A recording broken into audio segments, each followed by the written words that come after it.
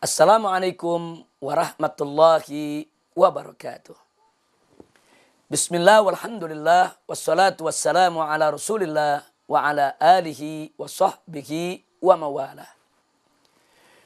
Para pemirsa TV Rasil dan Radio Rasil dimanapun Anda berada, semoga rahmat, barakah dan maghfirah Allah subhanahu wa ta'ala selalu menyertai kita semua.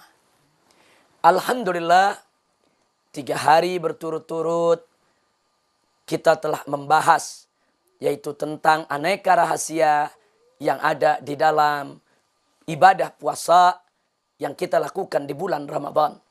Kita telah bahas tentang rahasia niat, kemudian rahasia sahur, dan rahasia iftar.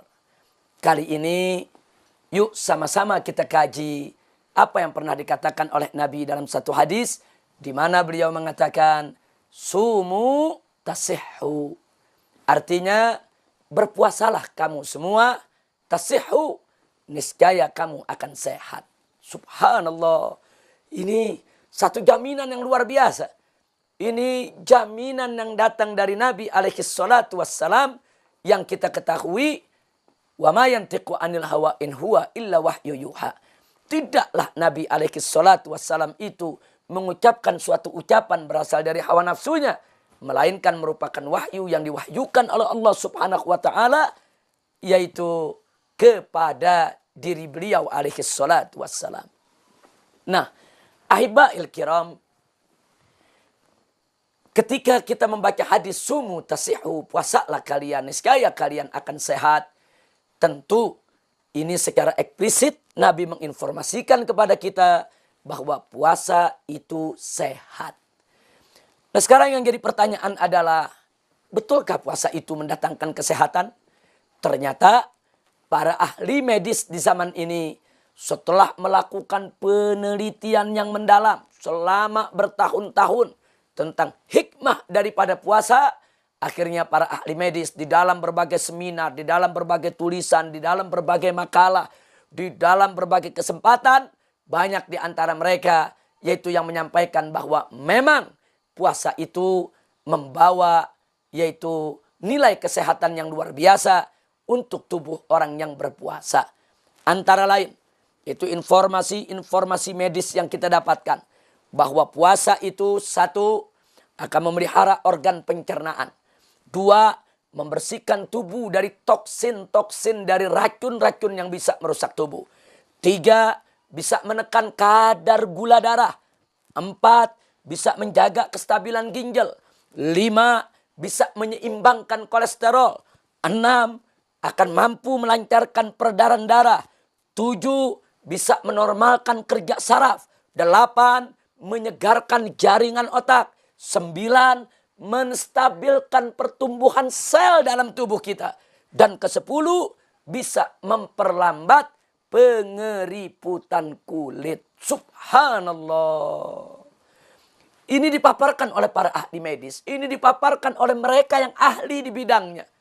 Ternyata sebelum para ahli medis ini menyampaikan manfaat puasa sedemikian rinci, yang antara lain sudah kita sebutkan tadi, Nabi alaihi salatu wassalam sejak 15 abad yang lalu telah mengabarkan kepada kita, sumu tasihhu, puasalah kalian, niscaya kalian akan sehat.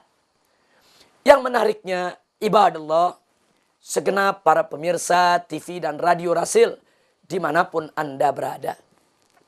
Yang tidak kalah menariknya, ternyata di alam fauna dan flora, ternyata puasa itu juga punya manfaat.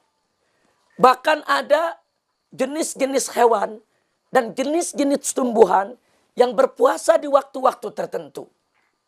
Di antara lain, 1, mari kita perhatikan ayam betina ketika sedang mengerami telurnya untuk ditetaskan. Ayam betina yang mengerami telur, dia tidak minum, dia tidak makan, dia berpuasa. Kenapa ayam tadi berpuasa? Karena dengan puasa akan meningkatkan suhu daripada tubuhnya, sehingga memperoleh panas yang cukup untuk menetaskan telurnya. Oleh karenanya, manakala ayam betina mengerami telurnya tapi tetap tidak berpuasa, tetap makan, tetap minum, maka dia akan sulit mengerami telurnya hingga menetas. Karena suhu tubuhnya tidak memadai. Subhanallah. Ternyata ayam itu memiliki naluri. Kalau ingin mengerami telur, kalau ingin menetaskan telur, kalau ingin mendapatkan generasi penerus, maka dia harus berpuasa. Dan ayam-ayam betina tadi berpuasa. Subhanallah. Bukan hanya ayam. Bahkan sampai binatang yang bernama ular. Itu ketika ingin mengganti kulit dari kulit lama yang dianggapnya sudah usang, ingin diganti dengan kulit baru yang lebih bagus, ternyata ular-ular tersebut juga berpuasa. Kenapa ular itu berpuasa? Supaya naik panas suhu tubuhnya. Begitu naik panas suhu tubuhnya, maka kulit-kulit lama akan terkelupas. Begitu kulit-kulit lama terkelupas, datanglah kulit baru yang lebih bagus. Subhanallah. Ternyata ular pun diberikan oleh Allah naluri. Kalau ingin kulit yang baru, kalau ingin kulit yang lebih bagus, kalau ingin kulit yang lebih baik, maka ular harus berpuasa. Nah, makanya kadang-kadang ular itu kalau kita perhatikan sedang ganti kulit, itu biasanya yaitu mati suri. Artinya dia tidak mati betulan, dia tidak bergerak. Sebetulnya dia sedang berpuasa. Dia tidak mau makan, dia tidak mau minum, dia tidak mau melakukan gerakan apapun. Biar badannya ini agak sedikit meningkat suhu tubuhnya. Begitu panas, maka kulit-kulit lamanya akan terkelupas. Subhanallah, walhamdulillah, wala ilaha illallah, wallahu akbar. Bahkan belakangan ini, ditemukan oleh para ahli flora, ada beberapa jenis tumbuhan, itu di bulan-bulan tertentu mereka berpuasa. Mereka tidak menyerap makanan melalui, yaitu daripada menyerap air daripada akarnya, atau mengelola daripada makanan melalui daun-daunnya yang terkena daripada sinar matahari. Ada di saat-saat tertentu mereka berpuasa. Mereka tidak makan, mereka tidak minum. Untuk apa? Supaya di waktu berikutnya tatkala musim berkembang, dia bisa menghasilkan bunga-bunga yang bagus, bunga-bunga yang baik. Subhanallah, lagi-lagi tumbuhan